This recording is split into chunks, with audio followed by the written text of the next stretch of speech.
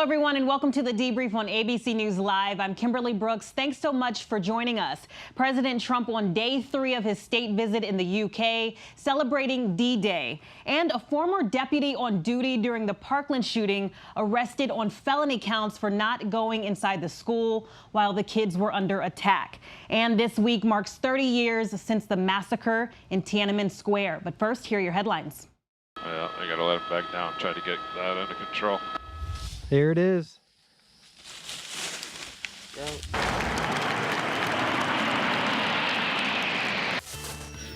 A 74-year-old injured hiker rescued off a mountain in what firefighters call a screamer suit. But watch as that suit starts to spin uncontrollably. As it gets closer to the chopper, it starts going back down again. When it goes back up, it's now moving in every direction. And when rescuers still can't control it, the suit starts spinning at a terrifying speed. The pilot saying he tried to correct the spin. Once we got the forward flight, the spin got quite a bit less to the point where they were safely able to bring the patient up to the aircraft.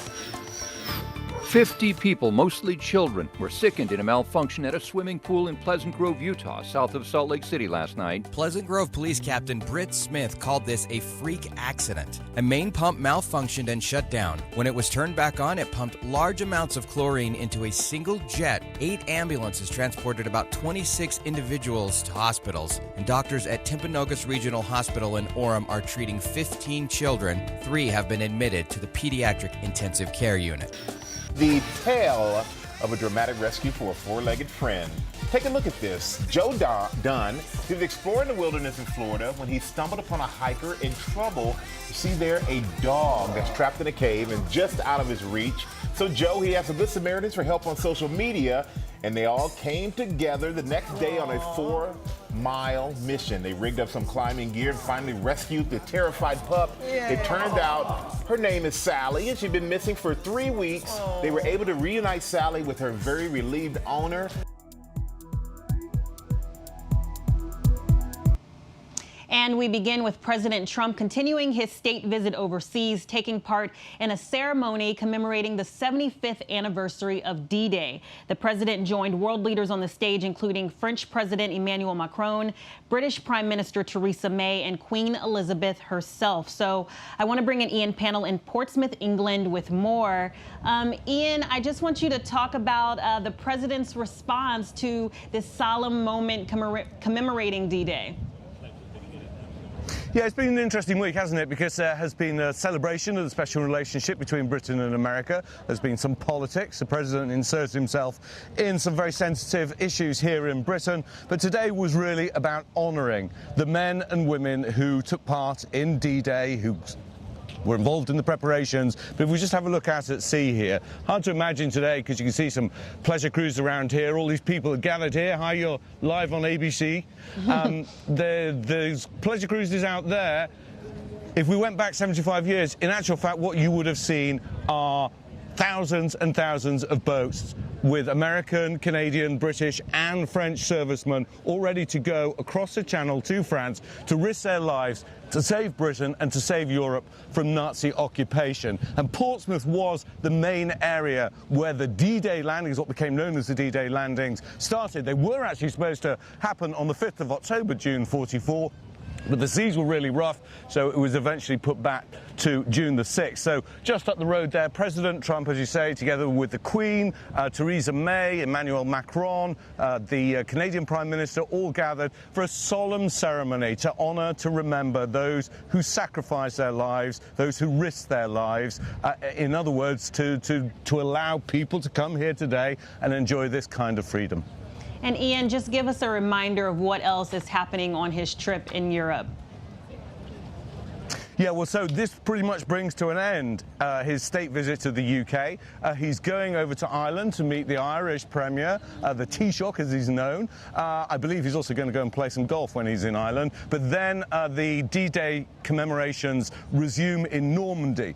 So the boats that set off here, it was the 5 beaches in Normandy where they landed and where so many young men lost their lives and were wounded. So the president is going there again with the world leaders who are gathered here today. Day. So tomorrow, in some senses, is the main day for remembering what happened 75 years ago, and that will eventually bring to a close the president's visit.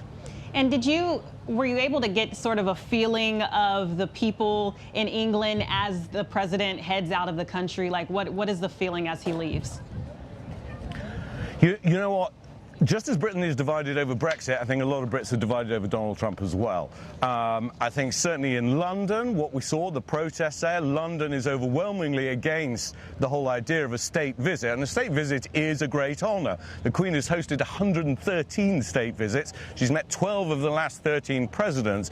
So this is no small thing. You know, the pomp, the circumstance, the expense, the security expense is a big thing. And many Brits felt that this shouldn't have been bestowed on Donald Trump, not because they've got anything against America, but because they don't necessarily like the man, the policies, the words, the deeds. But that isn't true of all Brits. There are people here who do like Donald Trump and do realise that whether or not you like the President of the United States, the special relationship between the two countries is something that absolutely has to be protected. I take you back to why we're here and what took place here 75 years ago. It was only thanks to the help of the United States that Britain remained free of Nazi occupation, according to many people. So that relationship is really important, and that's why some people went softer on Donald Trump than many people expected. And I have to say, the protests that took place, there were like 20, 30,000 people there, but it wasn't actually that big. I think Brits are frankly sick and tired of the protests and the arguments by politicians over Brexit. People want to get on with their lives and weren't really in the mood to come out in great numbers just to oppose the president. All right, Ian Panel breaking it down in Portsmouth. Thank you so much for joining us. We appreciate that. And guys, we move on to Florida, to the former deputy who's been blamed for failing to intervene during the shooting at Marjory Stoneman Douglas High School. He was arrested on felony charges, and he's facing multiple counts of child neglect related to his handling of the deadly mass shooting. So Victor Oquendo's in Parkland, Florida, with more. Victor, if you can just give us an idea of what these charges are. Well, Kimberly, here's the very latest. Scott Peterson appeared before a judge this morning for a bond hearing. His bond is set at $102,000. There is one issue. He has to surrender his passport, and that passport is at his house in North Carolina. So he will be in jail until that passport makes its way down here to South Florida. Scott Peterson, the disgraced former Broward County sheriff, facing charges following a 14-month internal investigation. That investigation highlighting his alleged inaction during last year's shooting here at Marjory Stoneman Douglas High School. Inside, we saw students taking cover from the gunfire, but outside, Peterson, the school resource officer, hearing those gunshots. There's surveillance video that shows him taking position outside the building, but never going inside. Florida's Department of Law Enforcement says that former Deputy Peterson did absolutely nothing to mitigate the MSD shooting. There can be no excuse for his complete inaction, and there's no question his inaction cost lives. 17 students and staff were killed, 17 more injured. Peterson is charged with 7 counts of child neglect, 3 counts of culpable negligence, and 1 count of perjury.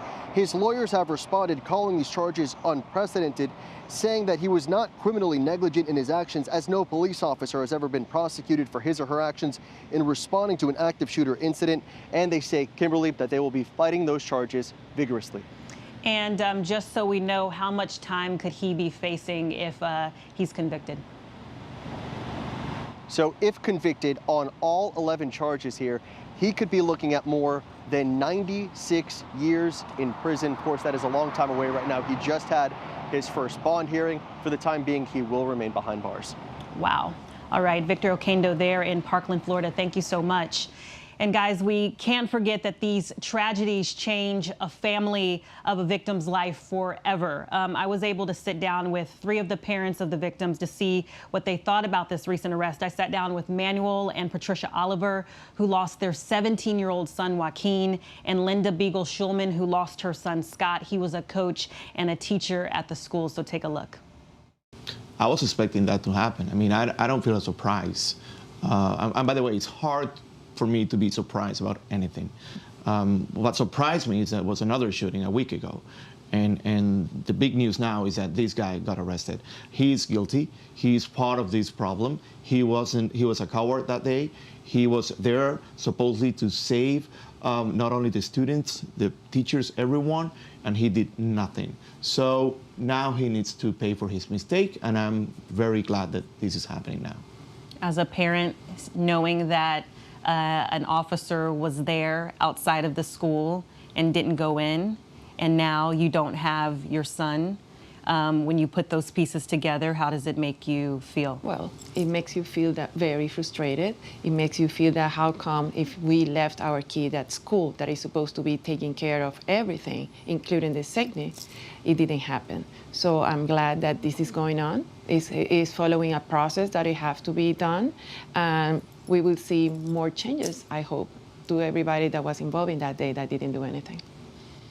He was just a total coward. He really was a coward. And I think that through this past, it's 476 days today, you know, and counting, unfortunately. But I think that he had a lot of nerve even going on TV and even talking about what he called his kids. Right. He had no right to call them his kids. My son did his job, what he should have done, because I honestly believe there's no one on the third floor who would have been murdered that day. And it's a long time coming. Unfortunately, the legal process takes a long time. And unfortunately, in that long time, unless we keep speaking out, the three of us and anyone else that we could get to speak out, people forget. Because you forget unless it happens to you.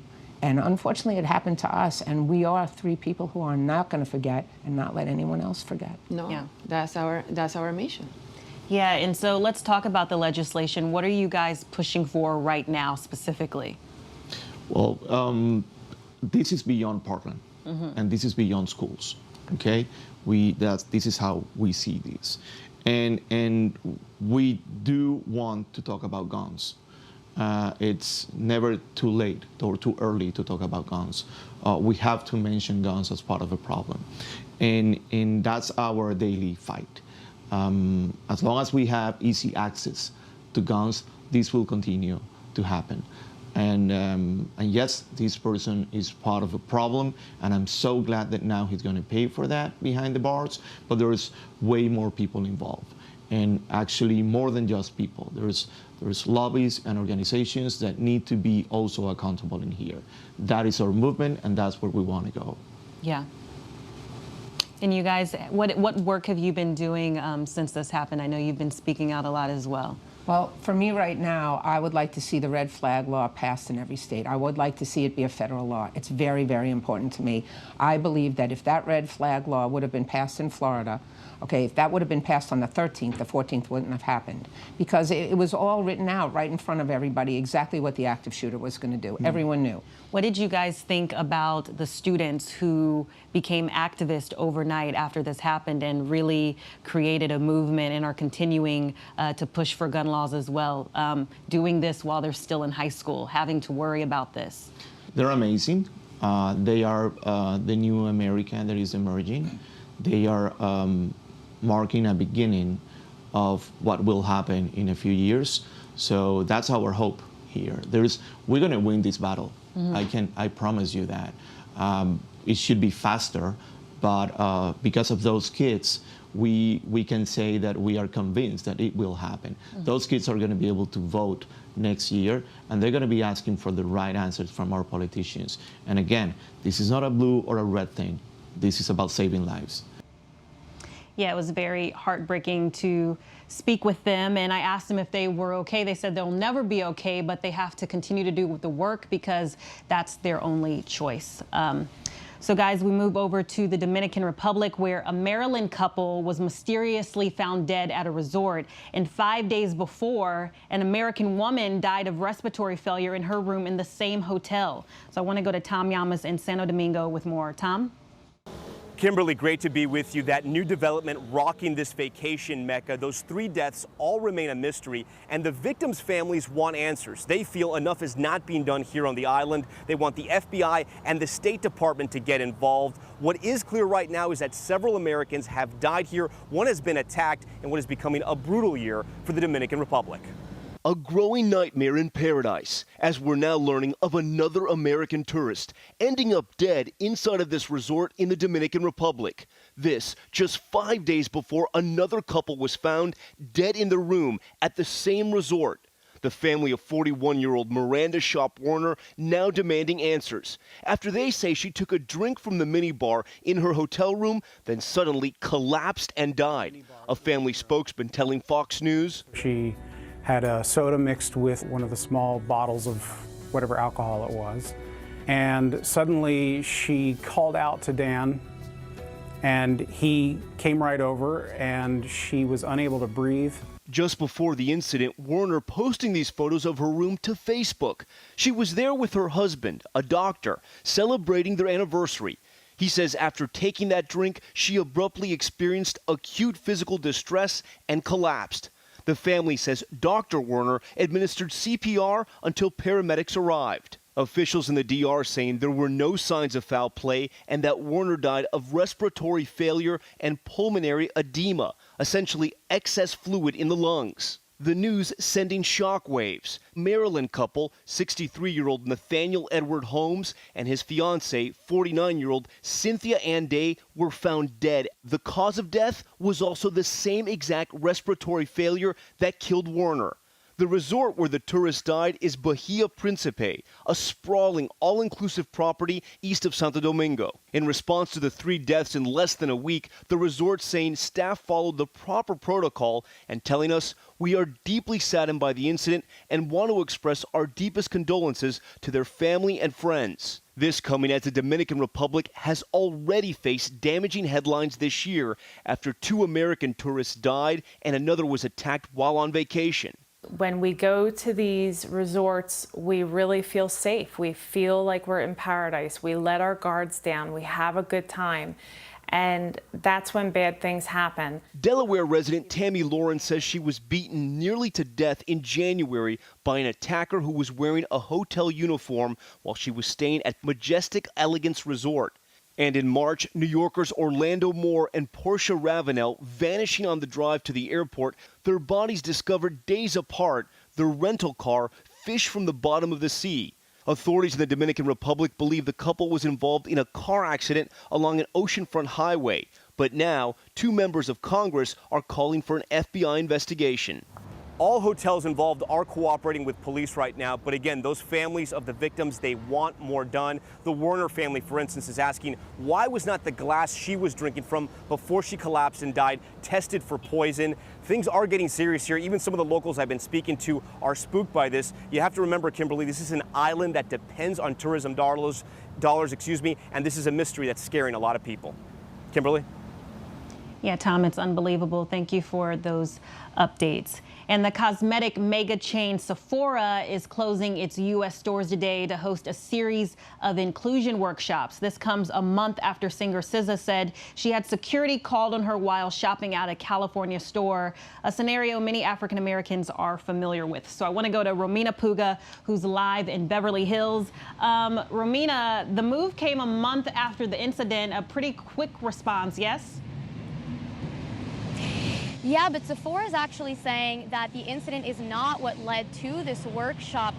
This has been planned for 6 months. It's part of a bigger campaign they have called We Belong to Something Beautiful that they've been planning for a year. But it's incidents like the SZA one that led to this. And again, that SZA story, she tweeted that she was at one of their stores in Calabasas when an employee called a security guard on her and accused her of shoplifting. Sephora apologized to the singer and said that they do take these complaints very seriously, and today they are closing their 1,000+ stores for an hour this morning to train their 16,000 employees. And we're here at a Sephora in Beverly Hills. I mean, it's early here. They don't open till 10, but today they're opening at 11. There's actually a sign here that says we're closed to host a diversity and inclusivity workshop. These values have always been at the heart of Sephora. And I want to remind you, last year, Starbucks did the same thing with an anti-bias training after 2 black men in a Starbucks in Philadelphia had the cops called on them and they were refused access to the bathroom. So this is the second major chain to close their stores for a day or an hour and put in those resources and effort to educate their employees. And do we know exactly what the inclusion workshop entails? Like, what does it look like? So Sephora says they want to educate their employees on what it means to belong across every lens, so not just race, but also gender, age, and ability. All right, Romina, and you said the stores are going to open up again after this is finished, so it's just a one-day event. It's actually just 1 hour. So it's, the stores are opening today, but just an hour later than usual. Yeah. All right. All right. Well, thank you so much. We appreciate the updates, Romina. See you soon. Okay, guys, and we are going to take a look at the weather across the country with Ginger Z. So here we go. All right, we're moving on, actually. So a pivotal moment in world history. We're remembering the Tiananmen Square massacre, which took place 30 years ago this week. Here is one of those demonstrators, Shai Ling, in 1989 during one of the pivotal moments. Take a look there. Students are asking us what our next step is. I feel very sad. I want to tell them the next step is bloodshed. Only when the square is washed in blood will the people of the whole country wake up. But how can I say such words to my fellow students? I can't tell my fellow students that we should be prepared to use our lives and our blood to wake up the masses. All right, and Shai Ling is actually live with us now in Boston. Shai, first, thanks so much for joining us. Your story is fascinating. ABC has been keeping up with you because 30 years ago today, Ted Koppel, 30 years ago, not today, Ted Koppel interviewed you after you successfully escaped to Hong Kong. And now, 30 years later, you remain as number 4 on the most wanted list in China. What do you think about that? Oh, I just remember those days. I remember 3 things. One was the powerful experience, the joy, solidarity we felt, the hope we had for the country. The second thing is the great, deep sadness we felt right after the massacre, the disbelief, the shock, the turning point of our lives and the lives of our country. And the third point is after 30 years, looking back with great peace and confidence. I saw how, that night when the massacre took place, we couldn't believe it. We thought the bloodshed means they were just going to beat us up and drag us out of the square. Nobody anticipated massacre, a brutal massacre. And so right after that, so many people believed the government would collapse and would end, the whole regime would just be over. And then as the days prolonged, the martial law took place, the massive manhunt took place, the most wanted took place, and it was a white terror. People were free speaking, the spirit of freedom was crushed, and so that went into several years of darkness. It took me 10 months in hiding until I was able to try to finally come out from the country. My last journey was I was put into a cargo box inside a boat for basically 5 days and 4 nights. Wow. Looking back, and it was amazing how we were able to survive, even though we were surrounded by police during that time, and they even came up to our boat. But we were protected by some superpower force. There's an interesting story. There was a sailor had his peanuts were stolen by some rats on the boat, and the rats were going to try to come into our cargo box, but somehow last second they went to another one. So we heard a lot of noise. So the rats were killed, but we were saved.